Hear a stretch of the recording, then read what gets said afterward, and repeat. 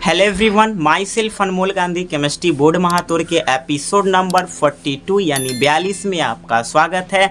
और आज हम डिस्कस करने जा रहे हैं इम्पोर्टेंट फंक्शनल ग्रुप जिसका नाम है सल्फोनिक फंक्शनल ग्रुप। ये किस प्रकार वर्क करता है, कैसे इसका यूपीएससी नेम लिखा जाता है, डिटेल से समझेंगे। तो बिना देरी के शुरू करते हैं इस वीडियो पर। समझते हैं कि सल्फोनिक ग्रुप क्या है। सल्फोनिक ग्रुप चाहे कोई भी ग्रुप रहे, किसी का भी अगर आईयूपीएससी नेम में लिखना है तो निम्नलिखित बातों को फॉलो करना होगा। कैसे? तो सबसे पहले जानना होगा सर इन दोनों के बीच बॉन्ड क्या होता है। किन दोनों के बीच? कार्बन कार्बन के बीच बॉन्ड कैसा होता है, सिंबल कैसा होता है इसका। तो सिंबल होता है SO3H। लास्ट नेम क्या ऐड होता है? Last name sulphonic acid add होता है, क्योंकि अपने आप में सब सीनियर होता है इसलिए सल्फोनिक एसिड यूज होगा। अगर जूनियर आता तो सल्फे यूज होता। खैर जूनियर की तो हम बात ही नहीं करेंगे। कॉमन फार्मूला की बात करें तो बस एल्केन में आप SO3 जोड़ दीजिए, यानी CnH2n + 2SO3, जहाँ n क्या है, नंबर ऑफ कार्बन है, और n शुरू होता है कार्बन नंबर 1 से। तो बिना देरी के समझते हैं कैसे कार्बन नंबर 1 का आईयूपीएससी नेमिंग करेंगे। जैसा कि हर वीडियो में मेरा ये कहना रहता है कि बिना स्ट्रक्चर फार्मूला ड्रॉ किए हुए आईयूपीएससी नेमिंग करना गुनाह है। सबसे पहले एक कार्बन के लिए अगर सोच रहे हैं तो एक कार्बन लगा दिए, उसके बाद सर फंक्शनल ग्रुप जोड़ दीजिए तो फंक्शनल ग्रुप जोड़ दिए SO3H। ठीक है सर, ये कंप्लीट हो गया। तो उसके बाद कार्बन का 4 वैलेंसी तो 3 वैलेंसी कंप्लीट कर दीजिए H के थ्रू, H। उसके बाद मॉलिक्यूलर फार्मूला की बात करें, माने अणुसूत्र MF, तो मॉलिक्यूलर फार्मूला कहता है सर इसको छोट करके लिख दीजिए तो CH3SO3H। ये कंप्लीट हो गया मॉलिक्यूलर फार्मूला। अब अगर नाम लिखने की हम बात करें तो कार्बन 1 है यहाँ पर, तो कार्बन 1 को क्या बोलते हैं जी? तो myth, METH myth, single bond है, यह चलते ANE।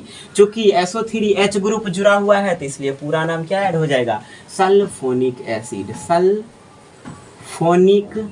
एसिड, सल्फोनिक एसिड नाम ऐड होगा। कहेगा ठीक है सर एक ठो और समझा दीजिए। तो मान लो C2 का अगर निर्माण करना है हमको, तो सबसे पहले स्ट्रक्चर फार्मूला कहता है दूगो कार्बन ले लीजिए सर, दोनों सिंगल बॉन्ड से जोड़ दीजिए, कोनो एक तरफ से SO3H को जोड़ दीजिए।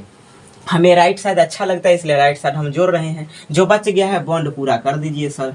एक कार्बन का 4 गो बॉन्ड होता है तो लीजिए ना सर, 3 1 4, एक रात 2 गो पूरा लेते 2 गो और पूरेगा। मॉलिक्यूलर फार्मूला लिख लेंगे सर, छोट करके लिखना ही है ना। तो कार्बन कार्बन के बीच कोई ऑक्सीजन नहीं आ रहा है तो दोनों को एक साथ जोड़ देंगे, C2H3 2 5 और SO3H। सर लिख लिए मॉलिक्यूलर फार्मूला। नाम कैसे होगा सर? क्या इसी प्रकार होगा? हाँ इसी प्रकार होगा। कैसे होगा सर? कार्बन 2 को बोलते हैं sir ETH, ETH single bond है इसलिए ANE इथेन। चूंकि सल्फोनिक एसिड वाला कंपाउंड जुड़ल है यह चलते SULPHONIC एसिड। सल्फोनिक एसिड, कौन सल्फोनिक एसिड है? Ethane sulphonic acid. ये इसका यूपीएससी नेमिंग हो गया।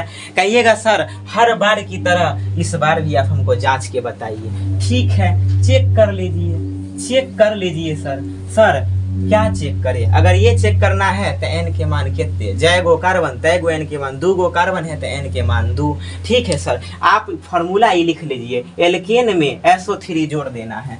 ठीक है सर, CnH2n + 2 SO3 जोड़ दिए। नंबर 2 है तो n के मान 2 पुट कीजिए, 2H 2 गुने n के जगह पर 2 + 2 SO3, C2H4 + 2 SO3, C2H6 SO3। Sir यहाँ तो C2H5 SO3H है, यहाँ C2H6 SO3 है। कहने का मतलब है कार्बन 2 तो कार्बन 2, हाइड्रोजन 6 गो है तो 5 गो ही यहाँ, 1 गो ही यहाँ, 6 गो हाइड्रोजन हो गया। SO3 ये है तो SO3 ये है।